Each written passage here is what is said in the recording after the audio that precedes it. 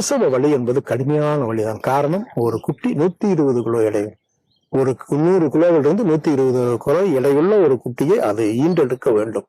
அப்ப ஈண்டெடுப்பதற்கான அதன் வழியை போக்குவதற்குத்தான் இந்த யானைகள் எல்லாம் பல வகையில் தடவி கொடுப்பது, ஆறுதல் சொல்வது, தும்பிக்கையோடு சேர்ந்து பிணைத்துக் கொள்வது, இருக்கிறேன் கவலை இல்லை என்று அதை உற்சாகப்படுத்துவது என்று ஒரு பிரசவம் முடிகிற போது அடுத்த தம்பியோ தங்கையோ நமக்கு பிறக்கிறான் என்கிற ஒரு குட்டி யானை இந்த குடும்பத்தில் சேர்கிறது என்கிற மகிழ்ச்சி இருக்கிற குட்டீஸ் எல்லாம் அதை பார்த்துட்டே உட்கார்ந்து இருக்கிறதெல்லாம் ரொம்ப நல்லா இருக்கு.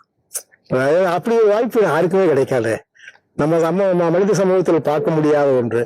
அது பிறந்த பிறகு நச்சுக்குடியை எடுப்பது, அதன் மீது இருக்கிற கழிவுகளை சுத்தம் செய்வதெல்லாம் எல்லா யானைகளும் செய்கிறது என்பதுதான் பெரிய விஷயம். ஆதியிலும் வசதியும் தான் செய்கிறார்களே தவிர குடும்பத்தில் யாராவது ஒரு பிரசவத்தில் பெரிய பங்கெடுத்துக் கொள்கிறோமா?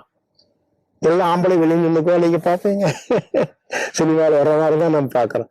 ஆனால் அது உடனடியாக சுத்தம் செய்து, காரணம் சுத்தம் செய்வதற்கு ரத்த வாடை என்பது காட்டிலே கசிந்து ஊனுண்ணி விலங்குகளுக்கு போய்விடக்கூடாது.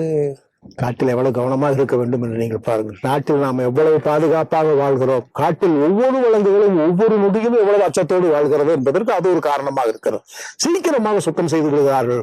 1 மணி நேரத்தில் ஒரு குட்டி போட்ட குட்டி யானை எழுந்து நின்று தன் தாயை தேடி முதல் பால் அருந்துகிறது.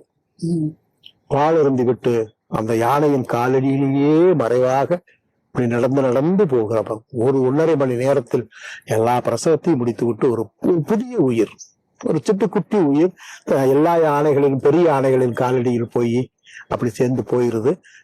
குட்டி போட்ட எந்த விதமான தடையும் இல்லாமல் அந்த இடத்தை சுத்தம் செய்து வருவதற்கு காரணம் ஊனுண்ணி விலங்குகளான பன்றியோ சுத்தம் செஞ்சிரு. எல்லா விலங்குகளும் எல்லா யானைகளும் சேர்ந்தே சுத்தம் செஞ்சிரு. ஒரு தாய் செய்ய வேண்டியதில்லை.